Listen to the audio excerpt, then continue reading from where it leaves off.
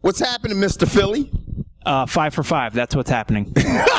I knew you were going to get real happy with that shit. 5 for 5. Who else did that? Anyone else want to show me the video evidence of them going 5 for 5? I just went 5 for 5. You know, people only give us mad shit when we get shit wrong. But if we get shit completely right, nobody says shit. It just doesn't work like that in our world. People are going to be just, it's going to be just nothing. No one will say shit. They're just going to comment on our comments that we're about to make.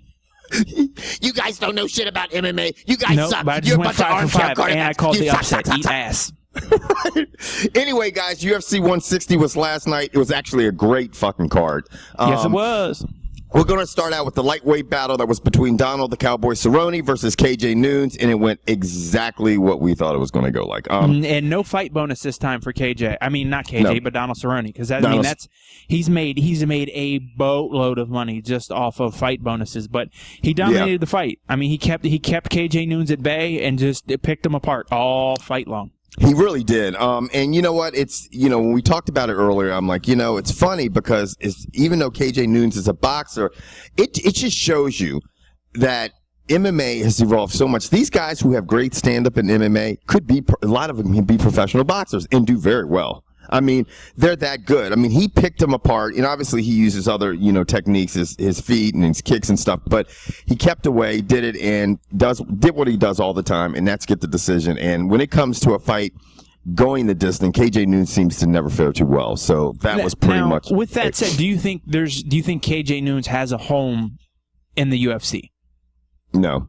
I hate to say that, only because I don't think he's evolved as a fighter. I mean, you look at these other guys and how much they're evolving as fighters. I mean, he was good when his boxing skills and his stand up was dominant over the other fighters. Now it's not, and that's his stronghold. I mean, if you look at these other guys, they can take him to the ground. There's a lot of ways to beat KJ Noons, and he's in a class that is so fucking deep. He can just, I don't know. I hate to tell somebody to fucking kick rocks, but kick rocks.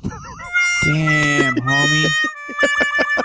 Kick fucking rocks. Because that lightweight class is deep, and it only got deeper. Maybe he can cut to 145. Yeah, and face every fucking badass in the 145-pound class, because that shit's stacked, too. You know what? I mean, for a while, in my opinion, it's looked like KJ's been really disinterested. But this was the first fight, I would say, probably in his last 3 or 4, where he looked like he was into it.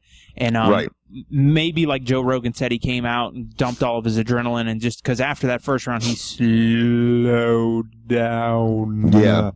But, I mean, I think KJ has at least, I think the UFC, I wouldn't say, I hate to use the word owes, but sort of owes the guy at least 1 or 2 more fights. I mean, let him, okay, obviously he's not going to be the 155 champ, but I think he can put on, it wasn't a boring fight.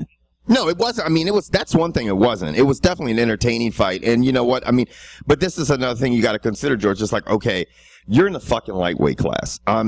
You better have some go. Because I understand.